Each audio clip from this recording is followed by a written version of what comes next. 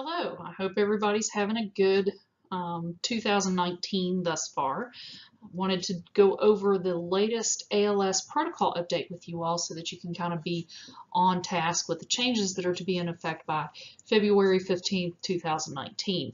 So this has been put out by the West Virginia Office of EMS. You are responsible for having this web presentation and the test that follows done by no later than February 14th, since this does go into effect in terms of protocol by February 15th. So with no further ado, let's go ahead and move on. So the first thing that we're going to look at is the protocol for 4214 and 5214 on return of spontaneous circulation. And this protocol was changed to reflect a better interpretation of the maintenance infusion. And specifically, we're looking at the consideration of amiodarone or lidocaine infusion if the person was resuscitated following an episode of VFib-VTAC and is without any profound bradycardia or a high-grade heart block. And they're referencing the second-degree type 2 or third-degree heart block, or even someone that is in an idioventricular rhythm. Note that to continue using the antiarrhythmic medication that was administered during the resuscitation, and we want to look at amiodarone administration, which is 150 milligrams in a 250 milliliter bag of normal saline. We want that to be infused at 100 drops per minute, and we're going to utilize a 60 drop set. If you're doing lidocaine, then that lidocaine should be administered 1 gram in 250 milliliters. And that is going to be titrated from 1 to 4 milligrams per minute. Now, also, they do have included here that if you do see that hypotension persists after that 250 milliliter bolus, then they want you administering dopamine at 5 to 20 mics per kilo per minute. But make sure that you do call in for that. That is an MCP order. The next thing that we're going to look at is protocol 4302 and 5302, which involves bronchospasm. So this protocol was changed to address adults only and reflects more aggressive management of respiratory distress by doubling the dose of albuterol. There is also no requirements to contact medical command for a secondary dose. The protocol is cleaned up from the previous version, now incorporates the administration of dexamethasone and magnesium if there's no release from the CombiVent treatments. Dexamethasone has been added to the equipment list for a minimal financial impact on the agency, and it's approximately $6 per vial. So when we look at the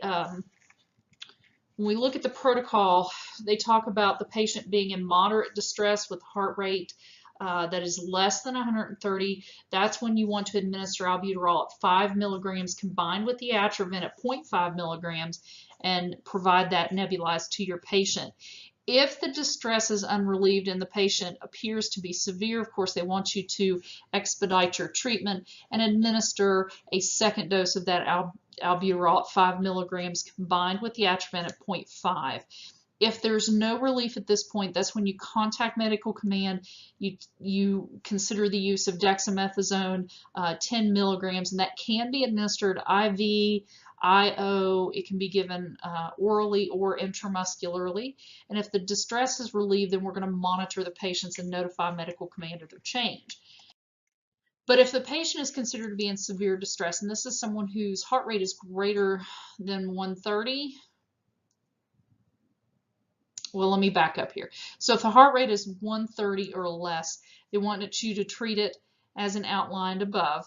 But if you need to, you can consider the administration mag sulfate. Again, this is 2 grams and 100 milliliters of normal saline, and that has got to be administered over 20 minutes, and that is in conversation with the medical command physician. So you can also consider applying CPAP with an inline nebulizer if it's indicated, and it could be useful to reduce the workload that these patients are experiencing in terms of breathing. But if the heart rate is greater than 130, so let me switch over to that. If the heart rate is greater than 130, you want to confirm that the patient's tachycardia appears to be from the respiratory distress, not some other cause. You're going to treat as we have been, as indicated above, monitor the patient's symptoms and vital signs closely, and if there's any signs of increasing chest pain or cardiac symptoms develop, then you want to stop the nebulizer and treat appropriately. But contact medical command at this point for further treatment options. But if you have extreme respiratory distress and you have the diminished air movement or the bronchospasm that's refractory to treatment, and that resulting in questionable delivery of nebulized medication. So if they're not creating that air movement, it's going to be hard to get that nebulized med in. Or if you have any concern of apnea or impending respiratory arrest, they want you to go ahead with epinephrine at 0.3 milligrams, and that is to be given intramuscularly. So this next protocol is 4413 or 5413, and this is looking at bronchospasm specific for your pediatric patients. And this protocol was created to address your peds. There's more appropriate definition of what they consider to be minimal, mild, and moderate distress as it pertains to the pediatrics. And I think that was a typo on the protocol. So if you have it in front of you, you'll see this, what I'm reading, which is not up on the screen. I think they meant to say minimal, moderate, and severe distress. But contrary to previous protocols, ipratropium bromide is a treatment modality in children that are greater than 1 year of age. This protocol also reflects a more aggressive management of respiratory distress by, again, we're doubling the dose of albuterol, and there is no requirement to contact medical command for a secondary dose. Protocol also incorporates the administration of dexamethasone and mag sulfate when there is no relief from the albuterol and the Atrovent. So we're looking at those combivent treatments. So with bronchospasm, they've looked at minimal distress as being a slight increase in the work of breathing and respiratory rate with minimal wheezing or stridor that's evident.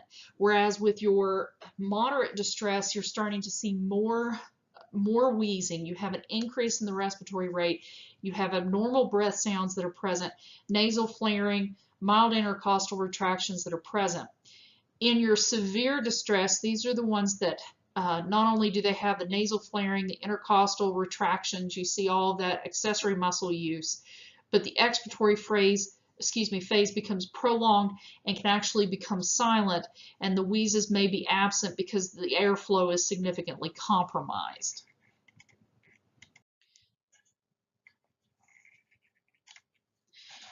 You want to perform the initial treatment, universal patient care protocol. If the patient is in moderate distress and the heart rate is less than 180, you want to administer albuterol. In the children that are 6 to 12 years of age, you want to give them 5 milligrams in that oxygen for the nebulized.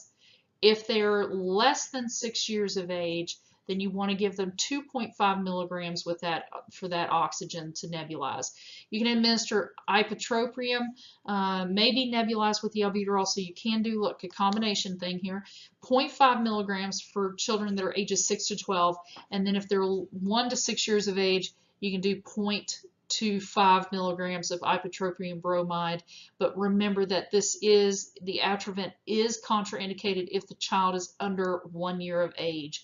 So reassess your vital signs, and if the distress is unrelieved, then you want to expedite transport. At this point, you would want to consider administration of a secondary dose of albuterol, just as we did before. So you're still looking at the age of 6 to 12 or less than 6 years of age, again with the albuterol. You add the ipratropium bromide in with that at those correct doses, so 5 milligrams for 6 to 12 years of age with 0.5 milligrams of Atrovent added, or you can go with 2.5 milligrams of albuterol for anyone that's less than 6 years of age. But again, the Atrovent is 0.25 milligrams for 1 to 6 years of age. Do not use it in children under 1 year. And then you can consider the use of dexamethasone, 0.6 milligrams per kilo to a max of 10 milligrams, and that is in consultation with medical command and the medical command physician. So if the distress is relieved, you want to monitor your vital signs and contact medical command.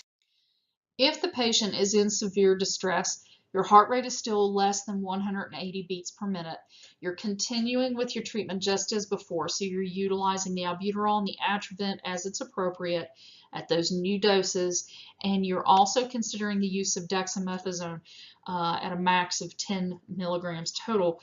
But with the severe distress and the heart rate less than 180, you can also consider the use of mag sulfate if time permits at 50 milligrams per kilo, diluted in 100 milliliters of normal saline, and that is to be administered over 1 hour of time. So this is really good if you have that long transport time. If your heart rate is greater than 180, confirm that the tachycardia appears to be from respiratory distress, not from another cause. You're going to do the treatment as we've talked about previously. Monitor the patient's vital signs and symptoms closely, and if there's any increase in chest pain or cardiac symptoms, you want to stop the nebulizer, treat per appropriate protocol, and make sure you contact medical command for further treatment options. If it, again, just like with the adult, if you have the reduced air movement, if you have signs of impending respiratory arrest or apnea, then you can consider the use of epinephrine. That's a 1 to 1,000 concentration. The dose is half, so it's 0.15 milligrams intramuscular. Now, the next protocol and our final protocol is on 4903, and it's talking about rapid sequence intubation. So in this final slide, the RSI has been updated to include the optional medication rocuronium at 1 milligram per kilo IV or IO. So when you look at it, you've got your norcuron as a potential option at 0.1 milligrams per kilo. That's still there. Or you can consider the use of rocuronium at 1.0 milligrams per kilo. But just as a reminder, any agent that's used for long-term paralysis must never be given until the endotracheal tube placement is fully confirmed. I think we all realize that. We've been doing this long enough now, but they want to make sure we are very clear that we do not want to use long-term paralysis meds without that intubation tube in place. So that completes the ALS protocol update for 2019. If you guys have any questions or concerns, please feel free to reach out to me at any time. My door is always open. Thank you. Have a great week.